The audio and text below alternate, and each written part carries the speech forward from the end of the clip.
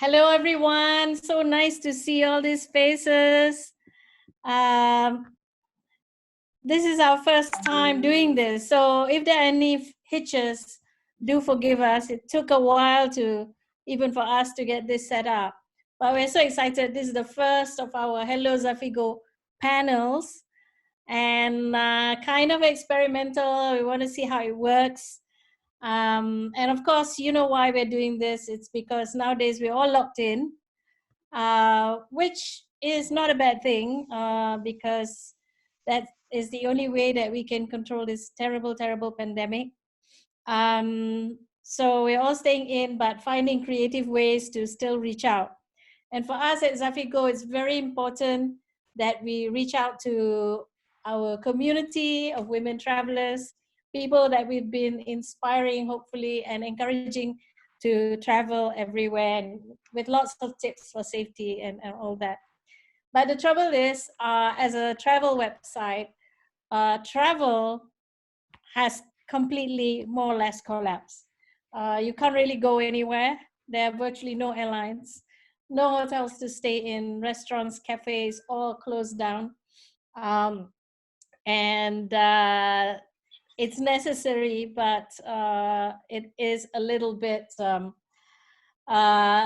difficult for those of us who always love to go somewhere, or have to go somewhere because of work. So we thought we'd start off by bringing you this panel and to talk about the situation head on, and how do we still travel in the time of COVID-19, or whether, it is at all possible. And I'm sure it will be. So today we have two wonderful speakers. Those of you who have been to ZafigoX will recognize them. They both spoke at ZafigoX 2018. So I'll introduce them quickly again, and then I'll just tell you how we are going to work this, if you don't mind. Okay, first we have Dr. Sakia Haque. Sakia, can you please wave? That's Hi. Sakia. She's a young doctor, actually out of medical school in the last year or so, right? And yes, but the amazing thing about her is that she started a group called Travelettes of Bangladesh, which aims to empower young women to travel, starting with traveling around their own country, of course. And she's been taking groups of young women around the country on tours. She's been going around on a little scooter, visiting schools and things like that. It's fantastic. And she now has 50,000 members of Travelettes. But as I said, Sakia is also a medical doctor. She's also just returned from Europe, and therefore then had to be quarantined. But now she is back at work, and there's plenty to talk about, how she's managing, how her country is managing. The other person we have is Xyza Cruz Bacani. Wave, Xyza. Hi. Hi, everyone. And Xyza is really an amazing person. She's Filipina. She's from the Philippines. She's a street and documentary photographer based in Hong Kong, who uses her work to raise awareness about underreported stories. And having worked as a second-generation domestic worker in Hong Kong for almost a decade, she's particularly interested in the intersection of labor, migration, and human rights. And labor migration is, in this era of the pandemic, is of course a big issue. Wherever there are crowds of people, wherever people are moving, there goes to the virus, unfortunately. She has exhibited her work worldwide and won awards in photography, and is the recipient of a resolution passed by the Philippines House of Representatives in her honor. So we do have a really stellar panel for you today. I hope you will enjoy listening to them. So what we're going to do today is that we have about an hour. I'm going to have a conversation with Sakia and Xyza for about 30 minutes. And after that, we'll open up for questions, which we'd like you to type in the chat uh, rather than all jumping in and asking the questions verbally, because there's so many of you and it'll be a bit hard for us to manage everyone. So if you have any questions, please type them in the chat box, and then Maggie from Zafigo will compile them and then give them to me, and I'll put them to Xyza or Sakia as they come at the end. And before we begin, there's one small request. All your microphones are already muted. So we'd also, if you don't mind, although I don't know whether it's really necessary, if you're all if you're in gallery view, you can see everybody's faces. But if you go to speaker view, you'll only you'll see the speaker in the main screen, and maybe that's enough. But we were thinking of asking you all to shut off your videos. You can still hear us, you can still see us, but maybe if we just go into speaker view, that would be enough. But we just wanted to be able to chat freely without any distractions. Yeah, so I think I will also go to speaker view. Yep, and we can start now. So don't forget, put your questions in the chat box. Yeah. So Sakia, Ivy, hi. Sakia and Xyza, and sorry about the pings that you hear. That's my notifications from somewhere else. I haven't been able to figure out how to get rid of them. But anyway, Sakia and Xyza, you're both in the thick of things, right? Sakia as a doctor, Xyza as a reporter. Let's start with Sakia. Yep. Sakia, you just got back from Europe, and then you had to be quarantined for 14 days, I think it was, and Yes. and then you have to. Okay, Sakia, are you muted? I hope not. No. Okay. No, I'm not. I'm here. Okay, good. And now you're back in the field. There you are. You're back in the field. Tell Yes. me what it's like in Bangladesh first of all, why were you traveling in Europe? And when was that? Was that recently? And secondly, what was it like coming home? So I work in one of the remotest parts of the country.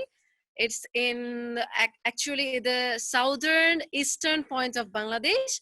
And I mean, I was invited to the Berlin Travel Fest this year as a speaker to talk about women empowerment on the 8th March, Happy Women's Day. So I had to go to Germany, and the tickets were finalized and everything was fine. And I planned to go there like few days earlier so that I mean, I can practice that and be on time. But when at the day of my flight from Bangladesh, they had to cancel the event because of the coronavirus in Germany. So what I did, I first went to Switzerland. Switzerland was not that affected at that point, but Germany had quite a number of cases, like 50 plus cases. So they like, when they found out like one person who is affected, they shut down the whole area in Germany. So the travel fest could not happen because it was supposed to have a lot of people. So they canceled it, and I didn't have any chance. Like I couldn't like, I mean, I was already there. So so I thought that I would utilize it. So I went to first I went to Switzerland, and then I stayed like 2 days in Germany, and then I went to Greece. And when I entered Greece had like 55 people infected, but after like 3 days only, there was 100 plus people infected. And when I went to Greece, everywhere, I mean, all the roads didn't have that much people. There were no tourists at all, even in the Pantheon, which is like one of the most touristic sites of Europe. They didn't have any people. And when I went to a shopping mall, they had very few people. So everything was closed already. And I had a flight that was from Athens, Greece, to Switzerland, because my flight to Bangladesh was from Switzerland. So they had just a transit in Rome. But when I was supposed to get on the flight, they canceled the Rome flight because they didn't want people to enter Italy anymore, because Italy got locked down just that very day. So they didn't even allow transits. So I had to cancel that ticket, and I had to buy a direct ticket to Switzerland. And at every airport in where I went, they used to ask a lot of questions, like where I went, if I have any symptoms. They sometimes use thermal scanners to check my temperature, and they took a detailed history, if I have any symptoms or not, or if I have direct contacts or not. And then um, I mean, when I was coming to Bangladesh, I had to transit in Saudi Arabia. Sorry, we don't have direct flights to Bangladesh. So it's like I have to be in Saudi Arabia for like 4 or 5 hours. And Saudi Arabia was like very strict about it. I mean, they didn't even let people who had very slightly high temperature, they didn't let in on the plane. And when I reached Riyadh as well, they used a lot thermal scanners all the time, and I had to like sign a health declaration form that I don't have any symptoms, and I didn't go to direct contact with any symptoms patient, or I didn't go to Italy in the last 14 days or something. And after like a lot of hassle and changing my flights, and then I came back to Dhaka. And when I came to Dhaka, I saw that though my country is like not that developed, but still we had like thermal scanners put everywhere, and all the people who are working outside are trying to come back to the country. The airport was like chaos, and there were thermal scanners, and they were like, people were shouting that I don't want to go in the thermal scanner. They don't have any idea about it. I remember that person, I mean, I think she was there in Saudi Arabia, maybe. So she was saying things like that, you know what, I don't have cancer, I don't have coronavirus. I mean, they don't have any idea what coronavirus is actually. So, I mean, after a lot of hassle, I mean, the government didn't put, at till then, they didn't put any notice that I have to be quarantined for 14 days. I asked in the airport. They say that if you don't have any symptoms, and if you didn't like get into a direct contact, you don't need to be self-quarantined. So what I did, because I have to go to my job the very next day, which is like 12 hours journey from the capital. So I instantly took a bus from Dhaka, the capital, to my working place. But over the night, the government noticed that if you were outside Bangladesh, you have to remain self-quarantined for 14 days. So I came back to Bangladesh, and instantly in my workplace, and then I locked myself in my house, which was very truly boring for me. I mean, because I didn't have any food here. I didn't have any TV. The network is really bad here. I just recently got Wi-Fi, but the network is really bad here. So it was like, it was super bored. I was super bored. But the seniors sent foods for me after like 2-3 days. So I could survive. I mean, I'm not a great cook, but I like made something. And just on this 28th March, I started working again, because my quarantine period was over. And the country right now has already around 3 deaths. But the thing is, while WHO, World Health Organization, is saying that you do need to test a lot to diagnose that the patient is COVID-19 patient. But the thing is, we couldn't diagnose that much patient, because we don't have that much investigation kits. available, because we have so many people, and there are so many people who don't even know what to do, because when they have fever, they feel like, yeah, it's fever, we don't need to go to a doctor. And when they come to a doctor, we don't know if it's like a simple fever, or if even they have like fever, cough, or breathing distress. We don't know if it's actually pneumonia or if it's actually COVID-19. And the only way to ask them is maybe to ask them is to take their travel history, or maybe to ask them if you had any direct contacts. But the people here, I mean, where I work, they have this idea that this is like a sexual STD, you know, sexually transmitted disease or something. So they don't want to confess if there is like a foreign, I mean, you know, an immigrants living or coming back from outside. They don't want to confess it. They say like, no, I don't have it. I don't have it. These things don't happen to me. It's more like that. I mean, it's hard to realize the patient, tell the patient that it's not normal, I know, but the symptoms are normal. It's not related to your, it's nothing related to the STD or something. So when the patient comes, they actually deny the history. So it is getting very hard to diagnose. So we don't have that much rate anyway. So we have more than like 50 plus affected, but we don't have that much pandemic, because I think the curve would be like a peak curve. And if you can actually control it, it might be a flattened one. But for our case, for like 2-3 days, we didn't have any case at all, because the problem was we couldn't diagnose a patient. So, I mean, sometimes they say to do a PCR. I mean, the international organizations or international medical sites say that you need to do a PCR of the patient, but sometimes in the sub-district level, we don't have this option to do a PCR. And the patients only come if it is serious. And sometimes even if they die, they don't know how they die. So simply the people bury him. So I think there are a lot of undiagnosed cases. Just yesterday, the government has declared that you need to send 1,000 samples per district. We have like 64 districts because they got the diagnostic kits right now.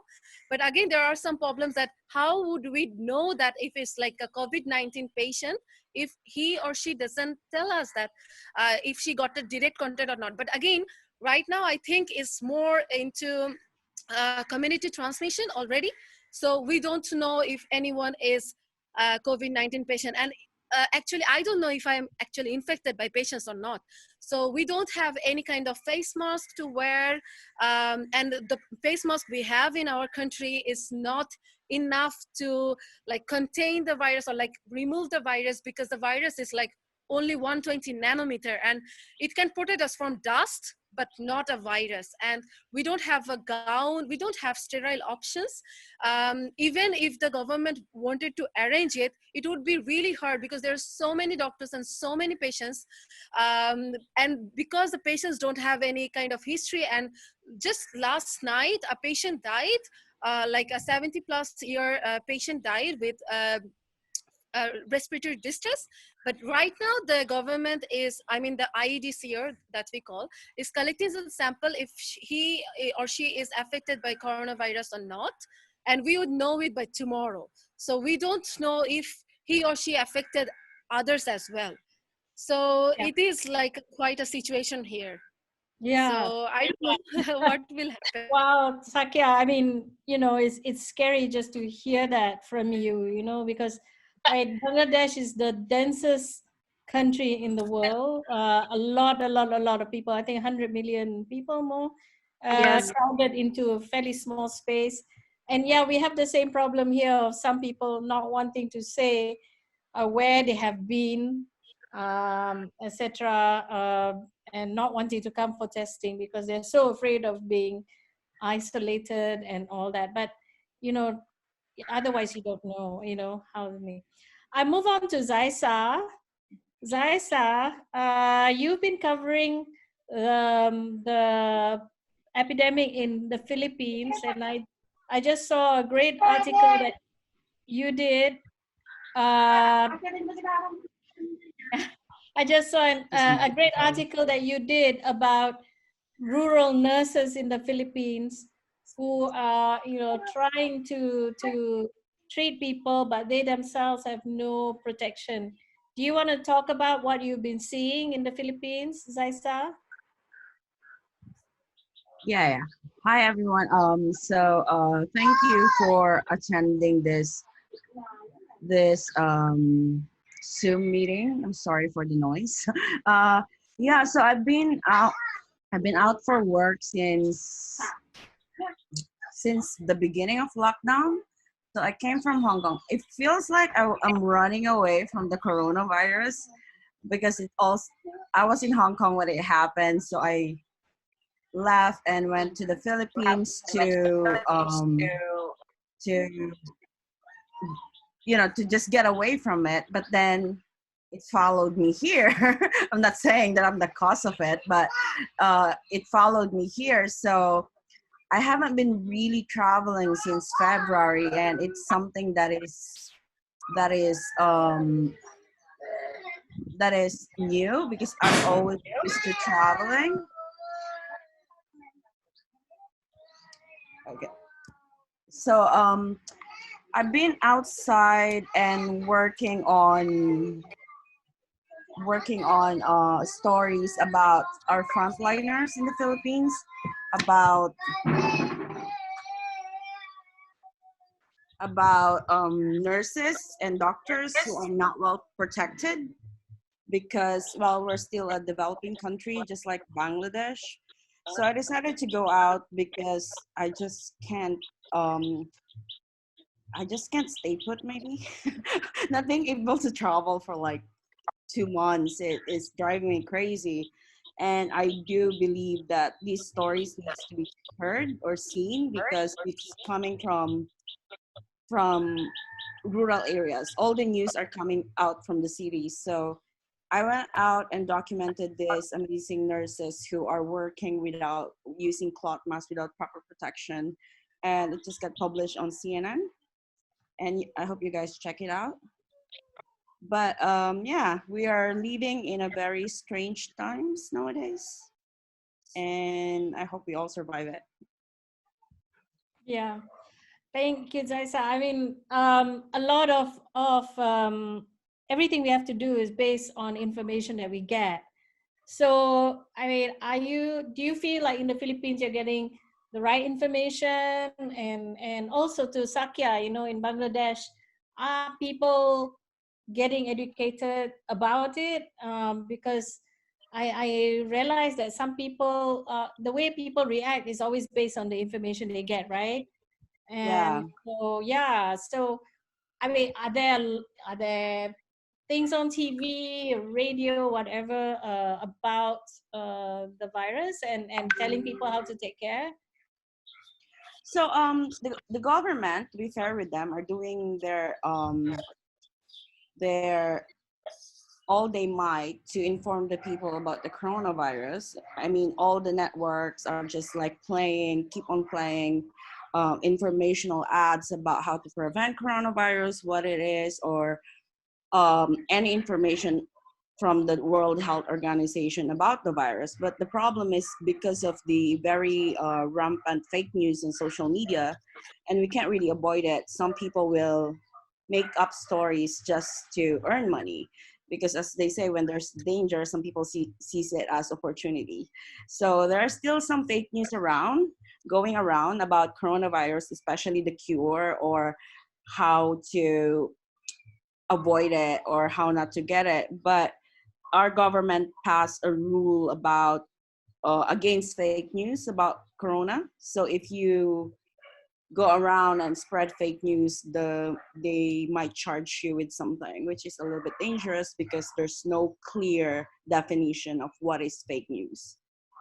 So And your yeah, president has said that if people don't obey the lockdown, he's going to shoot them. Will he yes. seriously do that? I mean, will he seriously do that? Well, we have issues about, remember the war on drugs. It feels so long time ago, right? So it's a strange time for politics because we have leaders who speaks words that are not supposed to be said because they feel that it's the thing that people wants to hear. But I do think that saying that you shoot the people who violates the lockdown, it is not a good thing to say, because it encouraged violence. If they hear Yeah. that from a leader of the country, then it will just encourage people to be violent. Like, the sad thing was, after that statement, the next day they gunned down. I think 2 people have died because someone just did a vigilante killing. Oh dear. That's Yes. terrible. Yeah. There's a question to you, Xyza. I mean, you have a lockdown, but you are obviously moving around because you have to document. So do you have some special permission or what? So How do you get around we're a safely? so we're a democracy, still a democracy here. I did that. So we're still a democracy. So the government tried to do this. They want us to apply for a press pass in Manila, but the problem is the whole island of Luzon is on lockdown. So for a person like me who's in the rural areas, it will be difficult to get a press pass. But I do have an agency press card that I use around.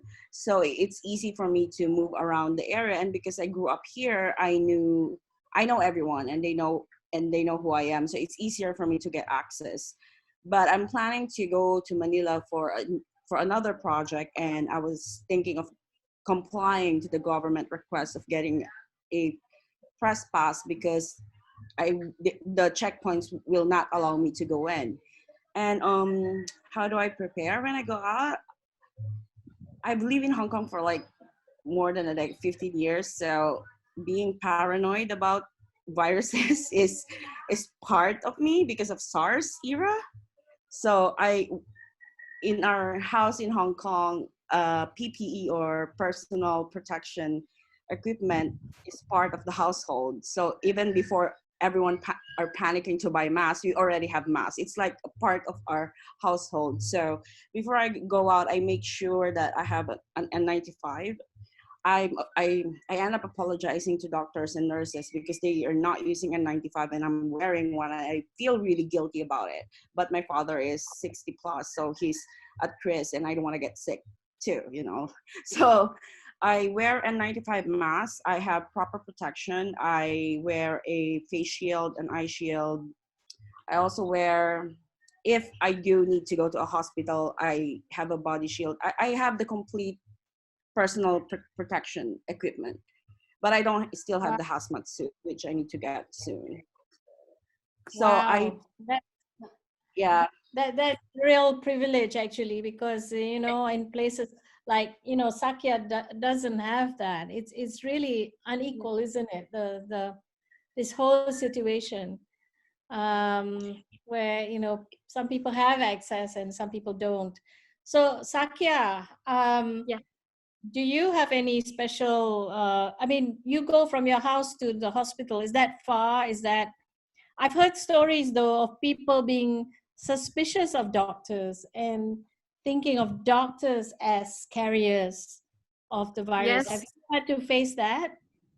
Um, I mean, in Dhaka, I heard, I have few friends who are getting kicked out of their house. I mean, because the house owners don't want a doctor in the house because they think the doctor might infect the whole building or something. So they're having difficulty in finding a house.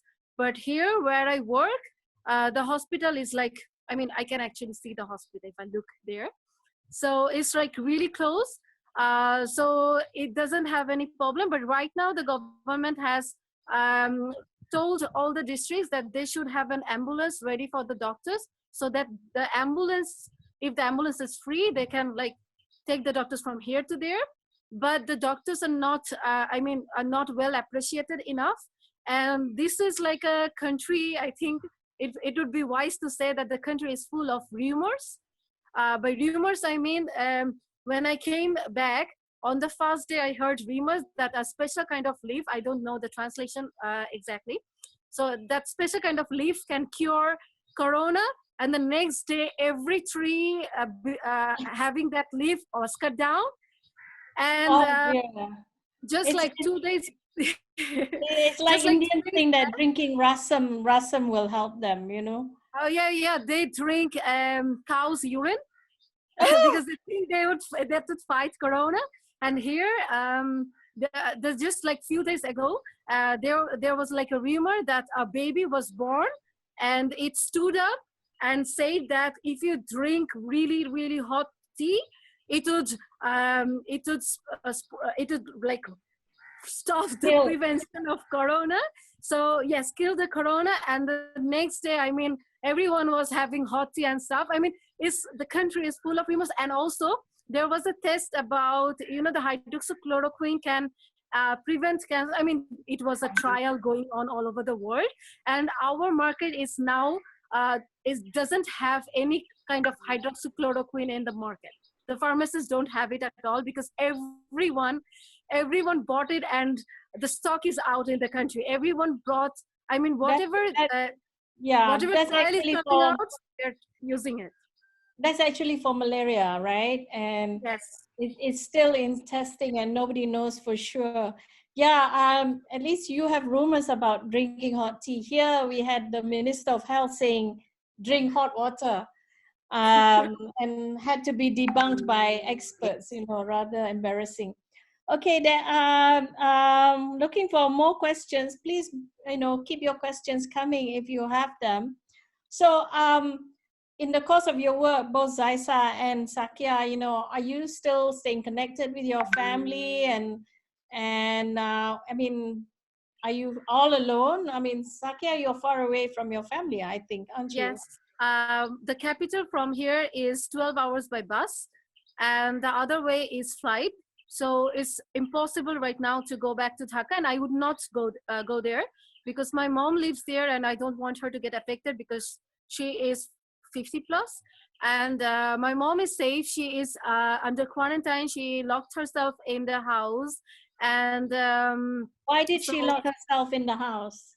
because there were cases in Mirpur, and the government has put this rule, which is really good, that from 12th up to now is 11th April, that you cannot get out of the house because they are fearing the community transmission, and you cannot test that much people. So it's better that you put yourself into self quarantine. So my mom is in the house, and everyone is trying to be in the house. And I talk with her over the phone. And even if the government opens up everything after 11th, I would not go to my parents' house because I think because I'm dealing with so many patients every day, that too with fever, cough, and runny nose, and everyone has it. Like 80% of the patient that comes here in the hospital complains of fever, cough, and runny nose. I would not dare go to Dhaka again, and I don't want people to get infected. I mean, I think we are already infected by now, but I don't want any other people in Dhaka to be affected. So traveling, I'm not preferring it right now. So you have faced, there's a question, have you faced any suspected COVID-19 patients? By myself, because I don't know if they are COVID-19 patients because they don't give any history. But as I said, like the 80% people who comes to the hospital for treatment, they all have fever, cough, and respiratory distress. No one died yet in Teknaf, and no one was diagnosed in Teknaf. I mean, the place where I work, but I don't know if they're affected or not. So for suspected case, or if we get a positive case, no, we haven't got it yet. But but there are more challenges, you know, because the area where I live in, this is the people of the Rohingya. This is the center of the Rohingya camps as well. I think you all have heard about the Rohingyas that came from Myanmar, and we have around 10 lakhs of Rohingyas in the camps. So it's like seriously overcrowded place. So if there is, I don't know, if there is kind of an outbreak, it would like destroy everything because there's so many people. And if there is one case in the Rohingya camps, a lot of people is going to die, a lot, Yeah. because it's crowded. Yeah. So here's a question to both speakers. What do you think the authorities could have done earlier on to manage this in a more efficient way? Like, you know, awareness from the beginning. I mean, when did your country start telling people about it? Was it when China had their first cases? And well, the second question is a big one. How do you imagine the world will change once this crisis is behind us? So, I mean, when did your countries, start telling people about this and warning people about it? I think they started around the start of March, as far I believe. That's late. That's actually late. And after that, they brought in a lot of flights, and there were cases of COVID-19 from the flights and from the immigrants who were living outside the country, and they didn't want to put themselves in self-quarantine. So I think what could have been done is like put up this notice and cancel all the flights from the start of March. Even if we started like from the start of March, we could have controlled it way better. If we could have started it, I mean, starting from March is late, but still, if we could do it from the start of March and canceled all the flights, it would have been easier, because they cannot control the people. The people, most of the people are, I feel, I don't want to say it like this, but they are stupid. So even the government is telling them to like put yourself in quarantine. They don't even know the meaning of quarantine.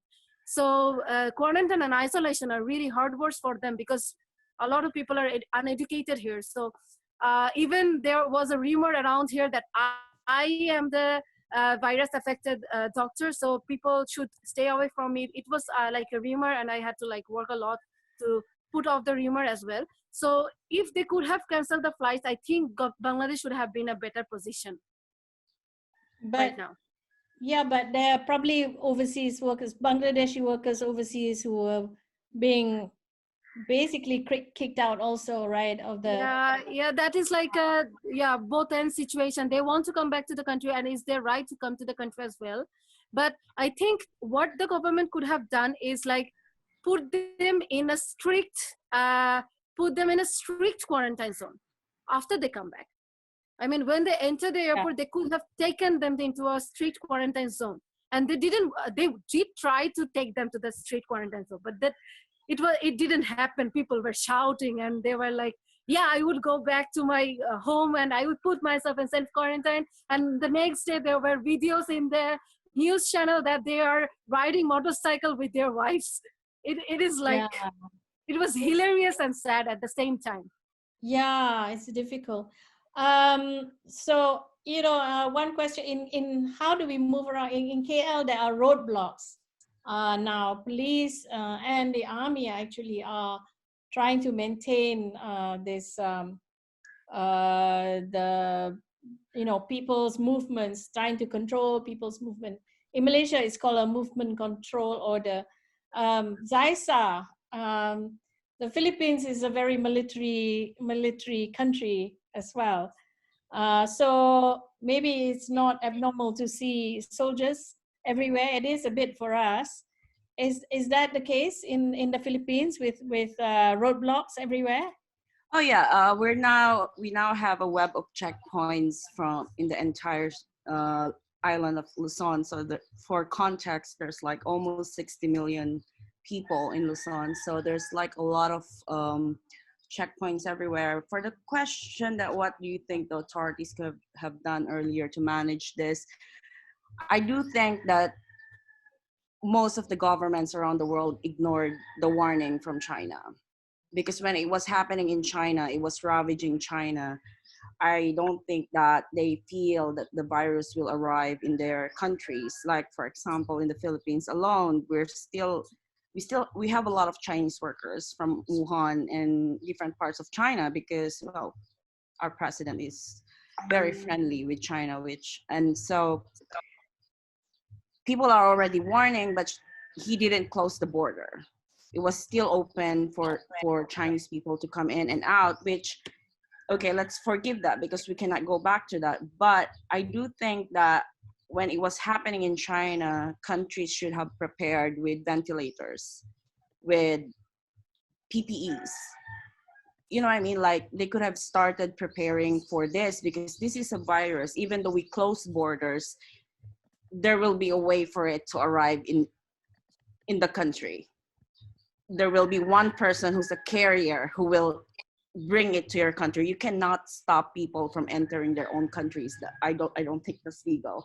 But then the government should have started early, like securing that we have enough ventilators in case there's a lot of cases, or um instead of putting checkpoints, they could have put more budget on the health department.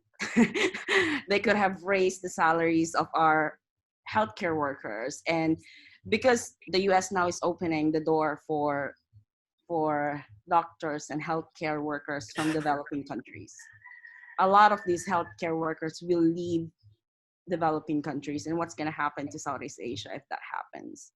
Yeah. So I do think that we made some mistakes, and the only thing to do now is to write it out and to let more people know what's really happening, and make sure that the people are not hungry, because the lockdown is good. I mean, it's a very old age practice of um, locking down people so that, like during the plague year, when there was Black Plague, there was a rumor that the king survived the plague because he locked himself on a room and he didn't go outside. So there was no contact with other people. So it's an old age practice of making sure that a disease is curbed, you flatten the curve. So right now, I do think that the governments are scrambling because the healthcare system of this country is not prepared.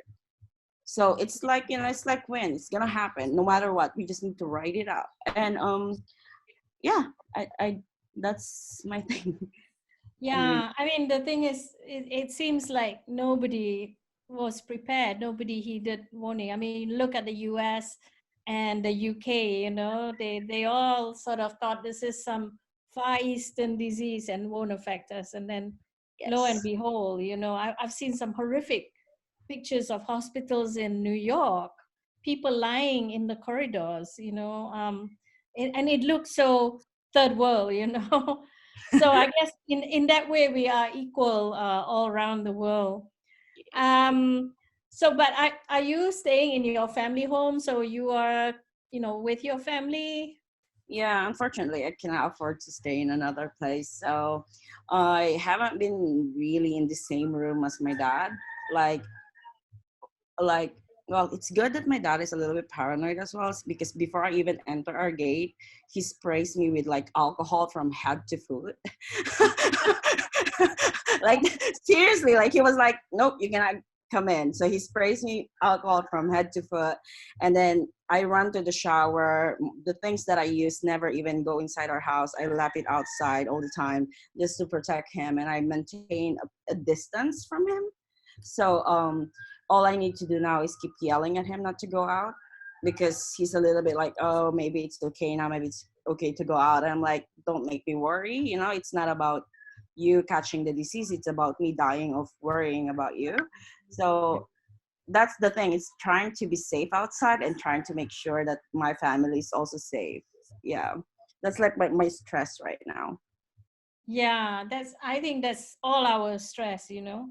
Um, I mean, someone like Sakia is frontline, right? Sakia is a frontliner, and she has very little protection. Yeah. So I mean, and the rest of us, we're just at home. I mean, we're not going out at all, so we are relatively safe. But really, it's tough. Sakia, Yes. just a question for you. You have your travelettes of Bangladesh, whose Yes. whose main reason for being is to travel. So, did you, tell your 50,000? What have you done with your 50,000 members? Have you told them? Have you gotten So, feedback from them? Told them to stop doing anything, or what? Or so the first thing we did at the end of February was to cancel all our trips that was going to happen on March or April or May. I mean, we canceled all our entire trips for the entire year, and we would plan it again after like this pandemic is over. We might have this pandemic over again. And what we did also is that we don't approve of the posts that we get that I mean, we get sometimes we get posts like I want to go to travel. Do you want to go with me? We get posts like this. We don't approve this kind of posts in this pandemic. And right now what we are doing is we have started this fundraising project that there are so many people in Bangladesh who lives below the poverty line, and they don't have anything to eat. I mean, they only had works, but now as they can't go outside of their house, they are not earning anything, so they don't have anything to eat. So we are raising a fund. It's almost close to $1,000. $1,000 is a lot in Bangladesh. So it's almost close to $1,000 right now. So we have fixed a date. It's on the 6th April. I mean, just few days from today, that we would go, we would like buy rice, pulses that we generally eat, and oils, and make it a big pack. And I mean, the necessities would be there, and we would give them to the poor families that they can't provide. So I think we can provide for around 60 families for now. We are still collecting for funds, and we are giving this to the workers in Dhaka. I mean, the person that we can get.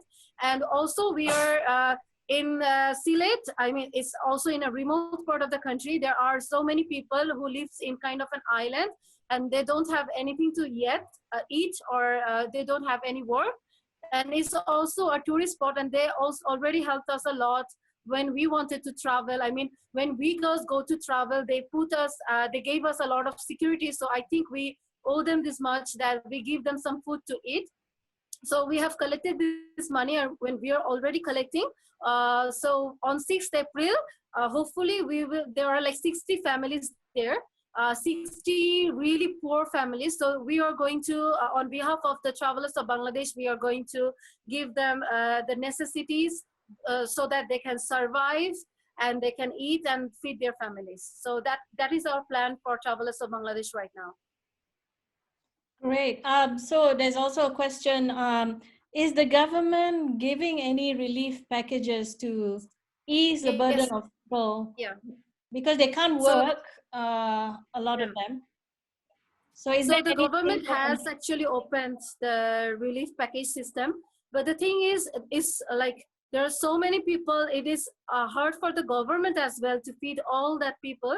So they are generally focusing on the towns as well. As far as I've heard, the district coordinator or the chief of a district is providing foods for the people. They're trying to, the district commissioner, and later than that, there are social organizations who are working to give the poor people some food to eat. So we are focusing on the people who are not getting anything at all. I mean, there are still a lot of people who live in the remotest parts of the country, where the government relief funds are not reaching, where the social organizations are not reaching. So we are trying to look up the people there, and we are trying to provide food for them. We are trying to. I mean, I know that we cannot fulfill everything, but we will try our level best to help the people. So we have asked for donations from all our 50,000 members, and we asked them that you can actually give like 0.50 cents, you know, like less than $1 as well. So sometimes for some people, $1 is also a lot here. I mean, because of the, you know, the currency difference, there are like, so we told the people that you can give like 50 cents and it is fine, but try to contribute. So by like just a bit and bit, we have like managed like $1,000. So it would be enough for like 70, 80 people, I guess. And still we have time. It's only 3rd April. We have like 2 days. So I think we can collect a few more money before that. So that is our plan. That's fantastic that you're still thinking of helping people when you're already doing so much, you know. That's fantastic. And yeah, there are always people who fall in the gaps and need help too. Xyza, what is the government plan for relief in the Philippines? Our budget for COVID is 275 billion pesos. That's a lot of zeros. So that's the government budget. And the plan was to buy PPEs or personal equipment, protection equipments for all the health workers, give subsidized salary for the people who are affected by the lockdown. But unfortunately, it's not a very transparent government. So we don't know yet where where is that 275 billion? And people are asking about it.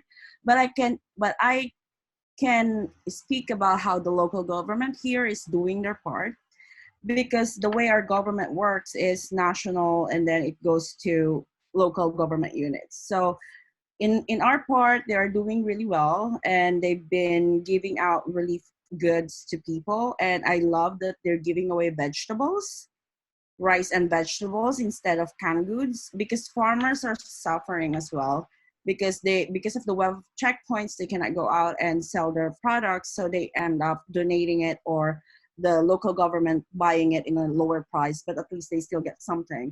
And so they give away vegetables to everyone so that they get healthier, I think. My dad was like, don't even take those vegetables because you don't eat vegetables. I think I'm learning how to eat vegetables lately. But yeah, the government is doing something, but I do think that they can do better, especially that there's money for it. You know, like, it's not about not having money. It's about where's the money. So Yeah. And who local is it government going units to? are good. Yeah, What? who is the money going to, you know? Yeah, there's It's only going to the 109. people who need it, you know? Like, there's like a very common sense solution to like put, like, if you want people to like stay in their homes, there's only 109 million Filipinos. Give them 1 million pesos each. They will stay at home. It's not even gonna make a dent on that 279 billion, right? But Yeah. I don't know. I still don't understand how politics here work, but I do know that we have the money and we don't know where it is right now because there's no report. Right. Okay. I mean, we want to do these panels to talk about current issues, talk about related to travel, and of course, this pandemic is very much related to travel. But we also, you know, don't want it to be entirely gloom and doom. So for both of you, when you do have a moment to dream, to think about a post-COVID world, what do you think you want to do? What do you feel like doing? What do you dream of doing? I'm gonna get married after this. I'm just kidding. Oh, I thought that was real. I'm going to come to your wedding. Oh yeah, But I might actually do definitely. that. No, So will you go but back to Hong Kong? Will you go to New York? What are you doing? New York's not a great place to go right now. well, I got accepted in NYU graduate school. It's such a big deal because I don't have an undergrad, so I'm skipping undergrad and going directly to grad school, which is Fantastic. amazing. Um, Yeah. To study what? what? To study what? To study arts and politics. Oh, So fantastic. yeah, so after this, hopefully it will be over soon. After this, I'm gonna go back to New York and stay put for a year to study masters in arts and politics, because I do think that despite all my education from the ground, I still need to how do I say that? I still need to train my brain to think more in a more sophisticated way, and it will add more into the way I think, critical thinking. So Mm-hmm. I'm gonna go back and study and actually give my parents something to be really proud about, because you know how Asians are, right? Like, we like a diploma, They want the right? big, yes, exactly. You put it on the wall. So I think that's what I'm gonna do. I'm gonna go back and study and chill for a bit and try to enjoy every moment, because this pandemic have taught me to calm down and stay put. And Yeah, exactly. It makes you savor every little thing, every little bit of time you have, doesn't it? yeah, that's true. It makes you slow down, because I think we as humans always try to catch or do things, like when we travel. Well, like, speaking of travel, when we travel, we want to go to all these different areas without even like stopping. We just take photos and then move to the next place without really enjoying where we are at that moment. So that's what I want to do: slow down, be in the moment, be more mindful. Well, I really hope you do get to go to New York in the not too distant future when all this is over. You know, I did my master's last year, and my graduation was supposed to be this July, and Oh, bummer. it's been postponed to I don't know when. So I'm kind of, a little bit trying not to be too disappointed. And my daughter's graduation too, which was supposed to be a few days after mine, has also been postponed. So, yeah, so far I haven't seen any of my kids graduate yet. So I'm really still keeping fingers crossed for this Just one. cross fingers for that. Yeah. Um, how about Sakia? Sakia, when you do have a moment, and I don't know if you do, what what do you want to do when it's all over? It will be all over. I know it will be. We'll go back to almost normal. But Yeah, Sakia, what do you think? I think I would eat a lot because I can't find that much foods here. I mean, other than rice and stuff. But I do feel like eating a lot. I would go out and have some dinner in some fancy place for the fasting, and and then I think because the beach, the longest beach in the uninterrupted longest beach in the world is in Bangladesh, and it's like 3 to 4 kilometers from my place.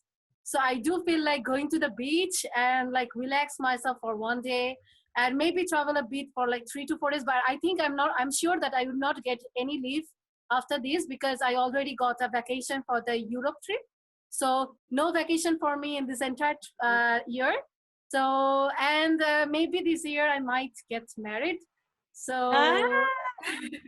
so yeah, Yeah. my mom is like praying that I get married really soon.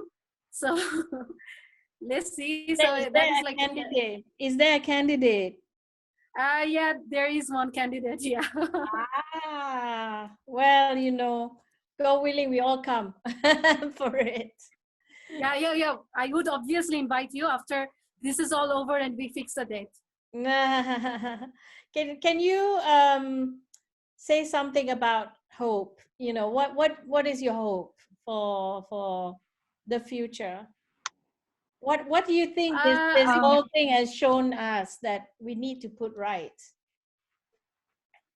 I think this I do think I that. think yeah that we should slow down a bit in our life, that we should spend more time with our family and give ourselves more time rather than like working like whole time and earning a lot. I think it doesn't matter after some time. I think the peace matters. So this virus, though it is really bad, but I think it makes people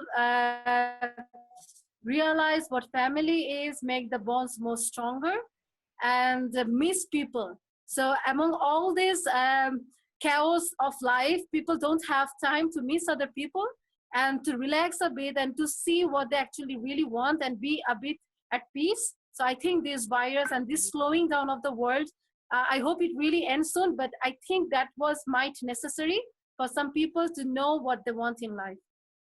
Yeah, that's very good, very true. Xyza, what do you hope for? Okay, some say something as hope.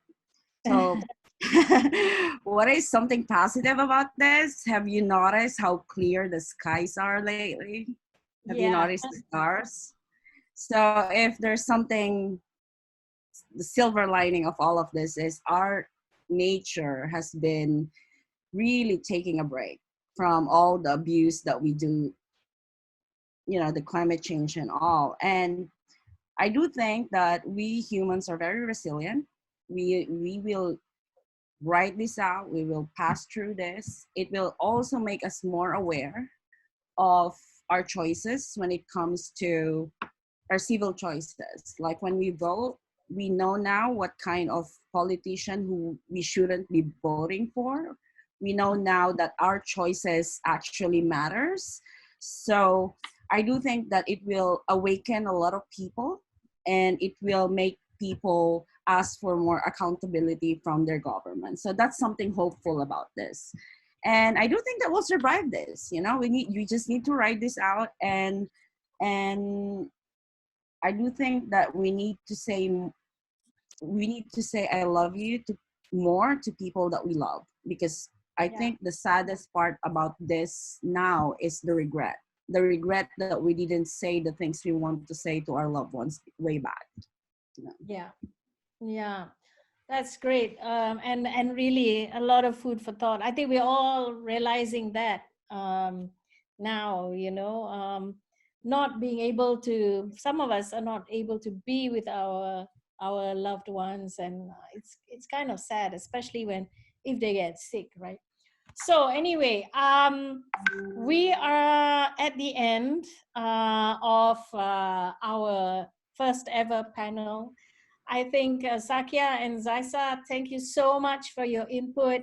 I really, really wish you both the best, and you know, to stay safe, because you know we really want to see you around for a long, long time, because I think you two are just terrific in what you do.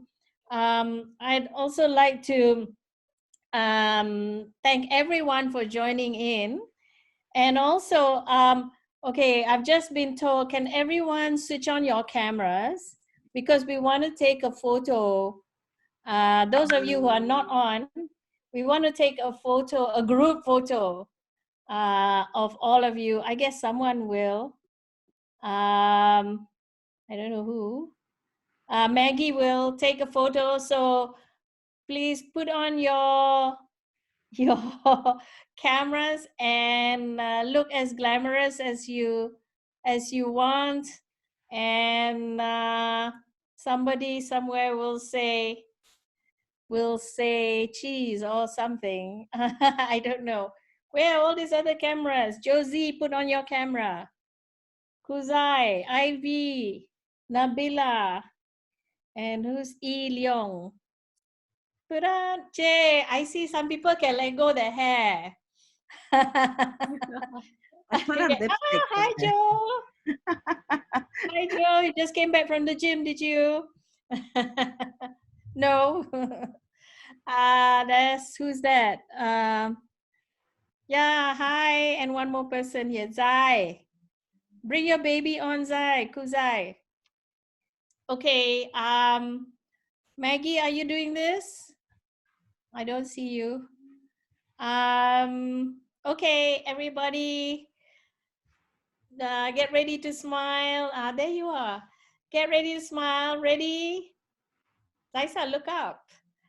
Ready? 1, 2, 3, cheese. Okay, I hope that was taken. Anyway, this whole thing was recorded. And so for those of you who missed it, we will put it up on the Zafigo website, so you can go over again and listen again if you want to, or tell your friends and pass it on. I think we'd love to have your feedback on what you thought about it, and maybe also some ideas for the next topics, for the next panel, which we definitely hope to do in the next few weeks. But thank you so much for your participation. Thank you for the two speakers for taking the time. You know, I wish you all the best when you go out there, to Xyza to cover it, to bring the stories to us, and Sakia particularly, you know, do take care. We really do worry about you. If there's anything that we can do to help, do let us know. So thank you, everyone. Thank you so much for joining us. And Thank you, guys. I will Be see you safe. next time. All right. Bye. Bye. Bye. Bye. So who's okay, I don't know how to do this.